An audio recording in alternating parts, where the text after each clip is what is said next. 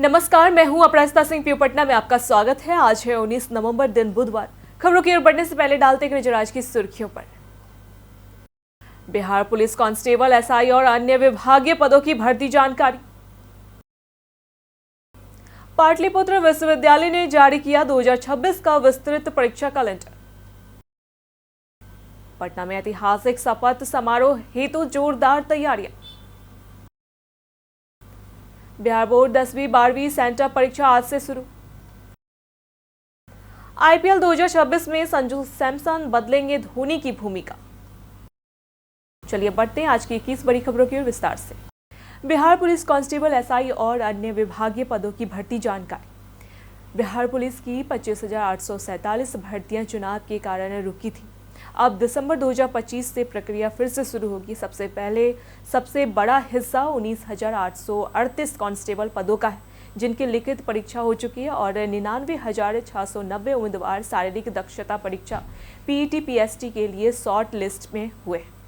Physical test और documents verification एक साथ होंगे। इसके अलावा जेल वार्डर, मद्य निषेध और सिपाही के 4,128 पदों के लिए लिखित और फिजिकल टेस्ट आयोजित होंगे। दरोगा एसआई के 1,799 पदों के लिए प्रीलिम्स, मेंस और फिजिकल टेस्ट शेड्यूल जल्द जारी होगा। उम्मीदवारों को तैयारी अभी से शुरू करनी चाहिए। पाटलिपुत्र विश्वविद्यालय ने जारी किया 2026 का विस्तृत परीक्षा कैलेंडर। पाटलिपुत्र विश्वविद्यालय ने वर्ष 2025 का परीक्षा कैलेंडर जारी किया है, जिसमें graduation, post graduate, BEd, MEd, MLB और विभिन्न वोकेशनल कोर्सों की परीक्षा एवं परिणाम तिथियां शामिल हैं। परीक्षा नियंत्रक प्रोफेसर मनोज कुमार ने कुलपति के निर्देशानुसार कैलेंडर जारी किया है। इससे छात्रों को पढ़ाई की बेहतर योजना बनाने और समय पर परीक्षा व परिणाम प्राप्त करने में मदद मिलेगी।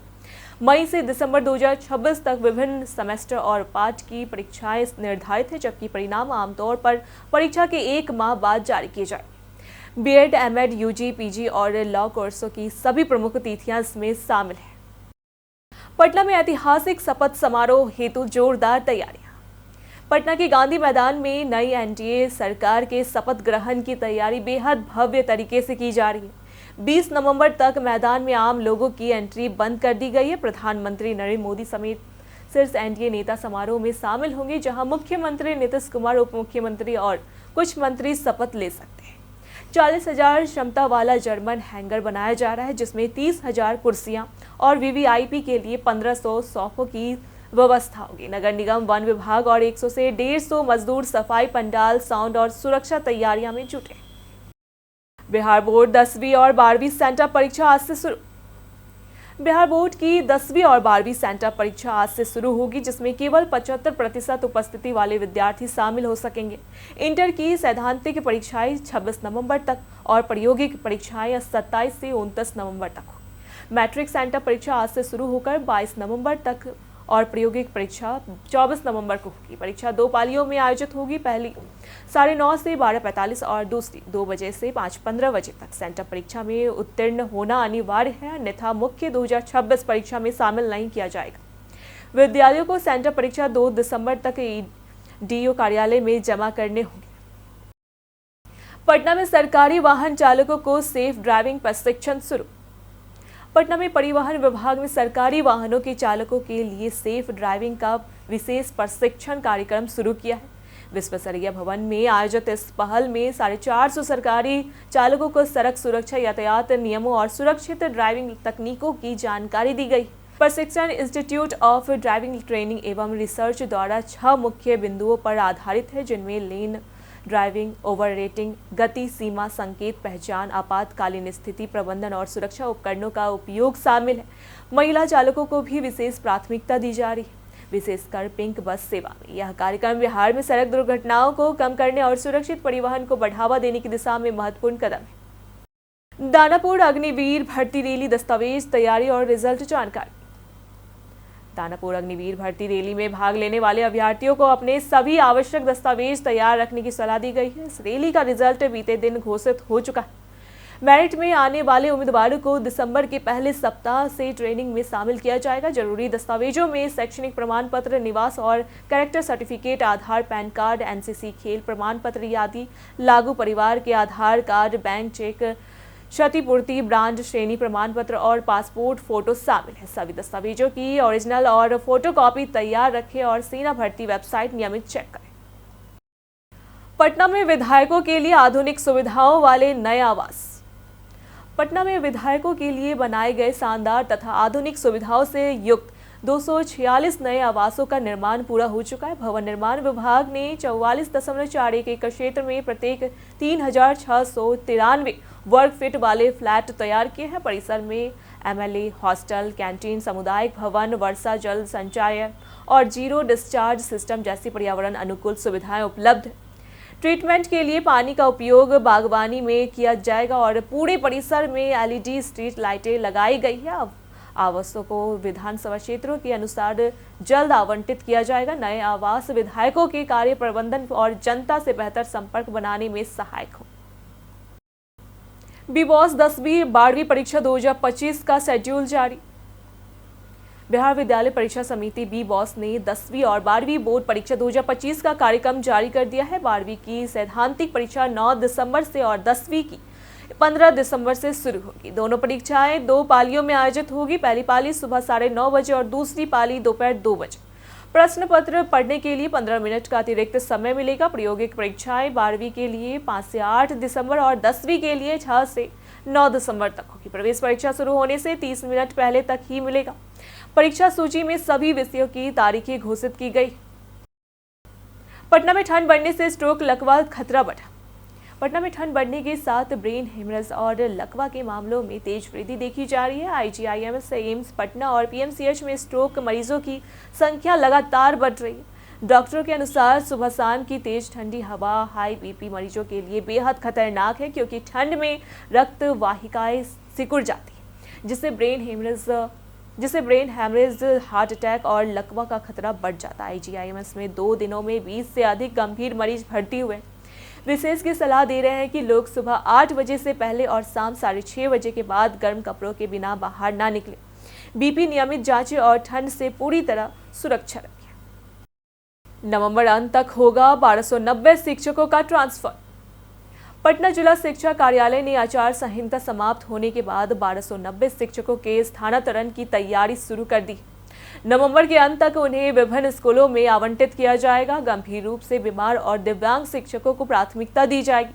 220 शिक्षक कैंसर, किडनी, हृदय, लीवर रोग या दिव्यांगता से प्रभावित हैं। स्थानांतरण प्रक्रिया अक्टूबर में शुरू होनी थी, लेकिन आचार संहिता के कारण रोकी गई थी।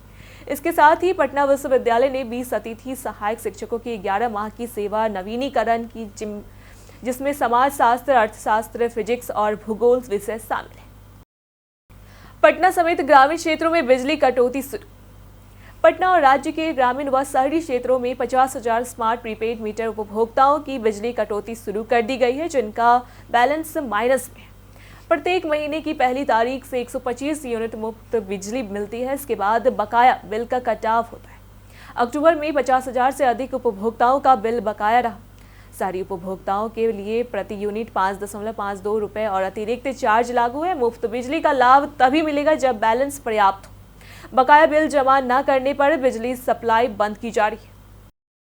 पटना में सोना चांदी रेट हुआ अचानक सस्ता। पटना में वेडिंग सीजन की शुरुआत के साथ सोना चांदी के दामों में बड़ी गिरावट आई है। पाटलिपुत्र सराफा संघ के अनुसार सोना 2800 रुपये प्रति 10 ग्राम और चांदी 5000 रुपये प्रति किलो सस्ती हुई है। 24 कैरेट सोना अब 1,24,500 रुपये, 22 कैरेट 1,15,000 रुपये और 18 कैरेट 94,000 रुपये प्रति 10 ग्राम बिक रहा है। चांदी का हॉल मार्केट रेट 1,60,000 रुपये प्रति किलो है। पुराने आभूषणों का एक्सचेंज भी उपलब्ध है। विशेषज्ञों के अनुसार जल्द ही कीमतों में उतार चढ़ाव संभव है, इसलिए खरीदारी का समय अनुकूल माना जा रहा है। आधार मोबाइल नंबर अब आईपीपी से फिंगर अपडेट होगा। India post payments bank IPPB ने आधार में मोबाइल नंबर अपडेट कराना बेहद आसान और पेपरलेस बना दिया है। अब पोस्ट ऑफिस या ग्रामीण डाक सेवक जीडीएस की मदद से बायोमेट्रिक फिंगरप्रिंट से मिनटों में मोबाइल नंबर बदला या लिंक किया जा सकता है। फॉर्म, डॉक्यूमेंट्स, फोटो या लंबी लाइनों की जरूरत नहीं है। यह सुविधा शहर और ग्रामीण इलाकों दोनों में उपलब्ध है। पुराने या बंद नंबर वाले यूजर्स के लिए यह वरदान है, क्योंकि बैंकिंग, सरकारी योजनाएं और डीबीटी जैसे काम अब आसानी से जारी रह सकते हैं और अपडेट कंफर्मेशन एसएमएस तुरंत मिलता है। आईपीएल 2025 में संजू सैमसन बदलेंगे धोनी की भूमिका। महेंद्र सिंह धोनी आईपीएल 2026 में चेन्नई सुपर किंग्स के लिए खेलेंगे, लेकिन उनका रोल बदल सकता है। टीम इंडिया के पूर्व स्पिनर रविंद्रचंद्रन अश्विन का मानना है कि धोनी इस बार इम्पैक्ट प्लेयर की भूमिका निभा सकते हैं, जबकि विकेट कीपिंग संजू सैमसन को सौंप दी जाएगी।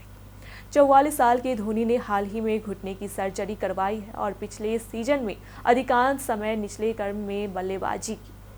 उनकी कप्तानी में सीएसके ने 5 बार ट्रॉफी जीती। आईपीएल 2026 में माही का अनुभव और नेतृत्व टीम के लिए महत्वपूर्ण साबित होगा। मीठापुर से पटना जंक्शन मेट्रो स्टेशन निर्माण। पटना मेट्रो के नेहरू पथ रूट पर निर्माण तेजी पकड़ रहा है। मीठापुर से पटना जंक्शन तक बेली रोड पर कुल 6 स्टेशन बनेंगे। इस 9.35 किलोमीटर लंबी भूमिगत टनल के लिए मिट्टी की जांच 20 स्थानों पर की जा रही है। टनल खुदाई के लिए 8 टनल बोरिंग मशीनें TBM मंगाई गई है।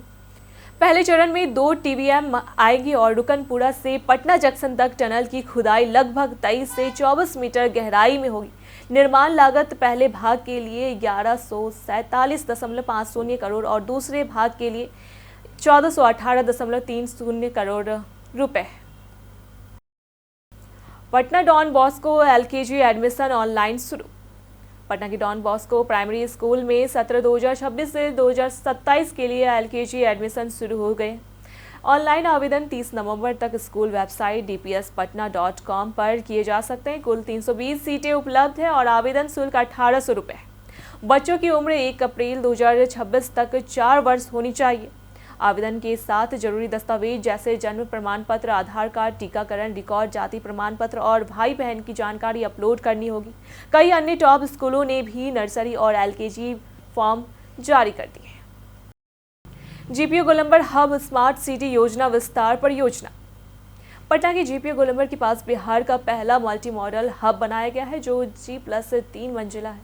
ग्राउंड फ्लोर पर सिटी बसें, पहले फ्लोर पर ऑटो स्टैंड और ऊपर की 2 मंजिलों पर कार पार्किंग है। हब से रोजाना 30,000 से 35,000 यात्री गुजरते हैं, जिनमें 15,000 सबवे से सीधे पटना जंक्शन पहुंचते हैं।